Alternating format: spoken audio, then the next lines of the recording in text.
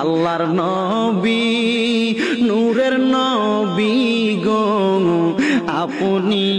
আমার জীবনের জীবন আপনি আমার জীবনের সাথী অন্ধকার কবরের বাতি আপনি আমার নির্দুনিয়ার দন আল্লাহর নবী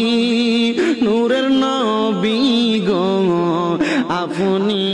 আমার জীবনের জীবন আপনি আমার জীবনের সাথী অন্ধকার কবরের বাতি আপনি আমার নির্দুনিয়ার দন আপনি রহমাতাল লিল